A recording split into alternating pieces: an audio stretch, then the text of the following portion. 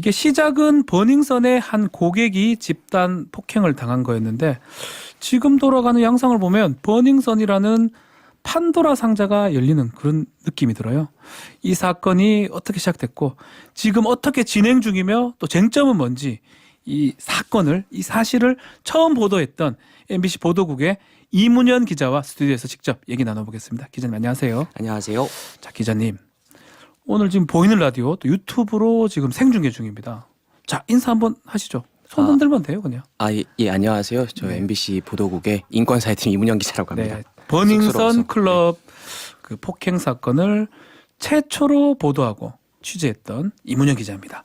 자, 사안이 좀 많아요. 네, 약간 맞습니다. 복잡하고 이 설 전에 있었던 사건인데 지금 서로까지 계속 실시간에 검색이 되는 그런 사건이거든요. 네네. 자, 순서대로 좀 짚어보면 사건 발생이 작년 2018년도 11월 24일 토요일 새벽인데요. 네.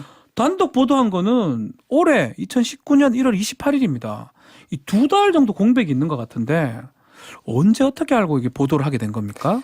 그러니까 이게 2018년 11월 24일 날 네. 사건이 일어나고 나서 이 피해자 김상교 씨 피해자라고 밝혀됩니까? 이름? 네, 밝혀됩니다. 본인이 네. 이미 많이 말을 했기 때문에 김상교 씨. 예, 네. 김상교 씨가 그 보배드림이라고 하는 온라인 커뮤니티에다가 글을 올렸어요. 예. 뭐 경찰의 민간인 집단 폭행 및 버닝썬 집단 폭행이라는 제목의 글을 올렸습니다. 근데 예. 이 내용을 보니까 맨 처음에 되게 저희가 황당했었거든요. 클럽 보안 요원들에게 집단 폭행을 당했고 본인이 경찰에 신고를 했는데 오히려 출동한 경찰이 클럽 측 말만 듣고 자신만 체포했다고 주장을 했고 예.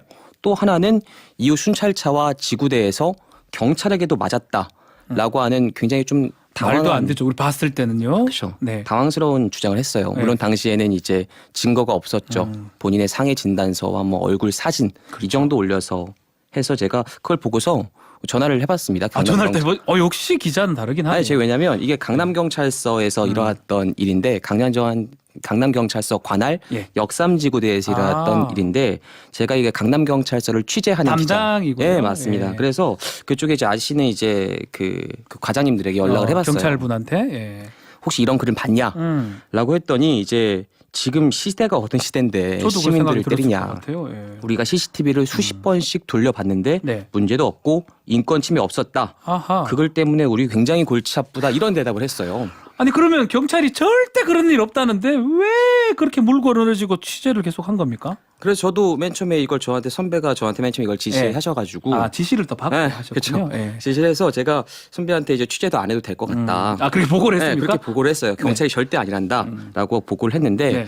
저희 선배가 좀 찝찝했던지 아하. 그 보배드림에 있는 김상교 씨에게 쪽지를 보내놨습니다. 아. 연락을 달라고. 직접 쪽지를 보냈다는 거죠? 네, 제 예. 선배가 쪽지를 어. 보내서 연락을 달라고 했어요. 예.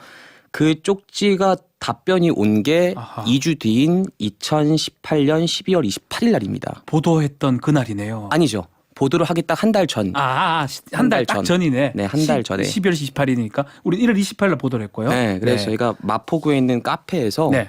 김상교 씨를 만났어요. 아하. 만나서 이제 이야기를 듣는데 예. 그때도 김상교 씨는 손에 쥐고 있는 패가 없었거든요. 음. 그런데 인터뷰를 하고 있는 도중에 아주 공교롭게도 그때 김상교 씨가 법원에다가 이제 증거 보전을 했어요. 그런 것도 할 줄 아네요. 네, 김상규 씨가? 변호사를 통해서 아, 본인은- 변호사가 직접 네, 같이 변호사를 통해서 네. 했었는데 네. 그 동영상을 갖다가 인터뷰를 하고 있는 딱 그날 그 시점에 딱 받은 거죠. 와. 이게 굉장히 좀 우연스러웠고 오. 그래서 저희가 이제 노트북을 같이 예. 열어서 봤습니다.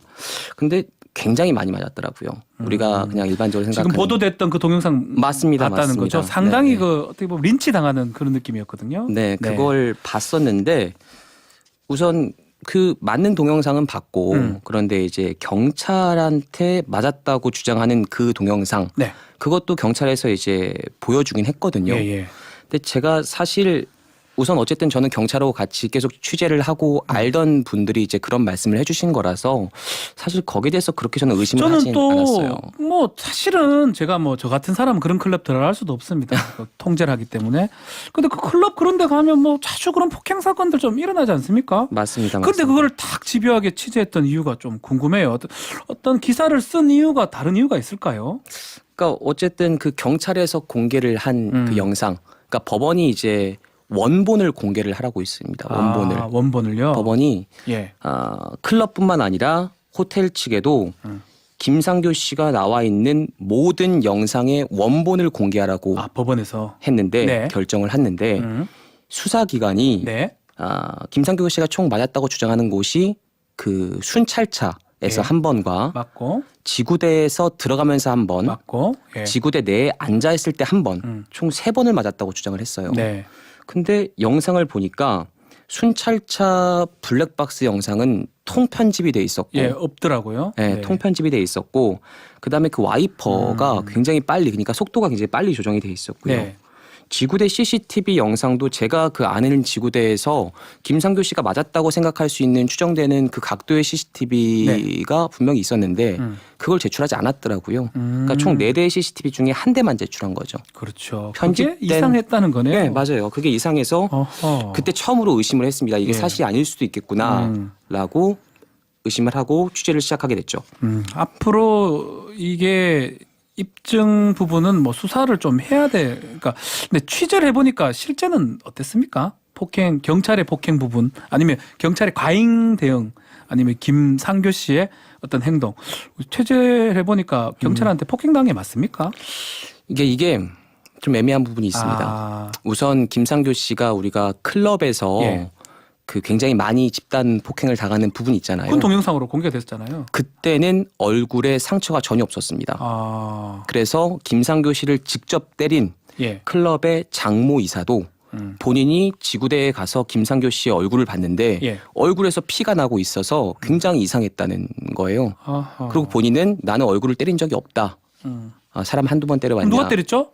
자기가 자기 때렸을 줄 알았을 거고. 그래서 김상교 씨 경찰은 거기에 대해서 뭐라고 해명을 했냐면 네.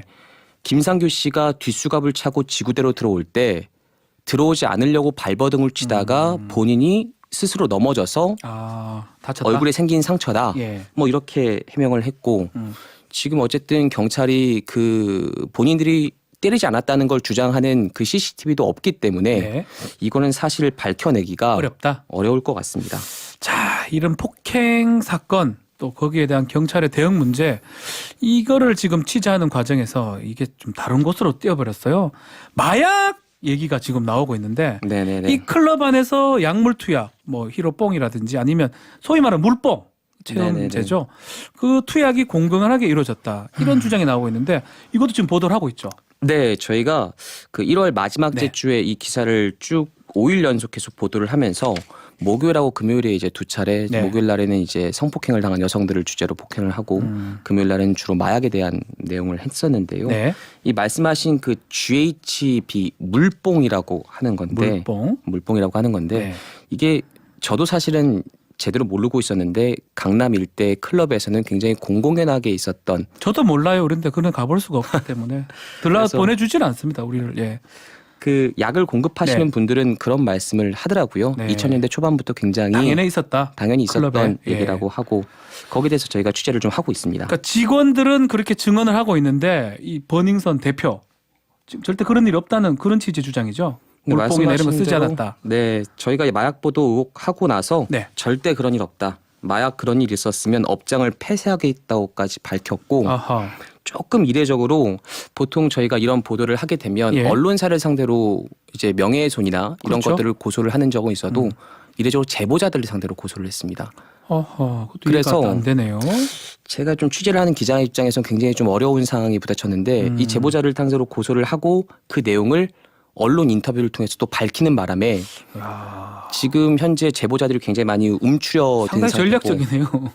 예. 어떤 의도가 있었는지 제가 단언하기는 좀 어렵지만 그렇지만, 그런 상태입니다. 네. 자, 그러면 아까 말씀하신 그 물뽕 그런 어떤 마약 성분 관련해서 공공연한 사실이라면 경찰은 알고 있어야 되는 거 아닙니까? 이 물뽕이라는 게 예. 그런데 밝혀내기가 굉장히 쉽지가 않다고 어. 하더라고요. 이게 무색무취에 있는 거고 예. 체내에서 이 미국 논문을 좀 찾아봤더니 12시간 이내에 빠져나가는 거라고 하더라고요. 근데 예. 그거는 그냥 최대 12시간 이내인 거고 네. 6시간 있다 빠져나갈 수도 있고 7시간 그렇죠. 있다 빠져나갈 수도 있고 그러니까 약물 검사로는 이제 밝혀내기가 쉽지가 않은 거죠. 그렇죠. 다른 뭐 히로뽕이나 이런 건 오래 걸리거든요. 일주일 그렇죠. 정도 이게 소변 검사하면 나올 수가 있는데 맞습니다. 아니면 두발 검사. 네. 이 물뽕은 약물 검사로 밝혀내기 어렵기 때문에 쉽지가 않은 상황이다. 줄줄이 해서 불기소 처분이 나오고 있습니다. 혐의 없음으로요. 그렇죠. 몸에 남아있지가 않기 때문에요. 네. 자, 결국 지금 추가 의혹 우리 MBC에서 보도를 함으로써 서울 경찰청 광역수사대가 전담 수사팀이 됐습니다. 앞으로 경찰이 밝혀야 할 부분 어떤 게 있습니까? 우리 이문영 기자 봤을 때. 우선 저희가 그 클럽 직원들 증언대로라고 하면 예. 클럽에서 마약을 공급하고 있는 애나라고 하는 20대 여성 직원이 있다고 저희가 의혹 보도를 해드렸어요. 애나는 한국 사람 이름은 아닌 것 같은데요. 그 가명 같은 건가? 가명 그 예. 클럽 내에서 그냥 이제 별명 같은 걸로 예. 부르는 건데 예. 중국 여성입니다. 아하. 중국 여성. VIP 중국인들에게 이제 예. 수천만 원씩 쓰는 사람들에게 약을 공급해주는 여성이 있다고까지는 클럽 직원들이 제보를 했었는데 예, 예. 저희가 이 애나라는 여성 MD가 실존 인물이란 걸 저희가 확인을 했습니다. 아하. 확인을 했고 클럽 직원들이 말해준 것 이상의 마약 유통에 대한 내용들을 갖다가 저희가 취재를 해서 확인을 한 부분이 있는데요. 네. 이 내용들은 오늘 8시 뉴스데스크에서 저희 팀의 박윤수 홍익표 기자가 전해드릴 예. 겁니다.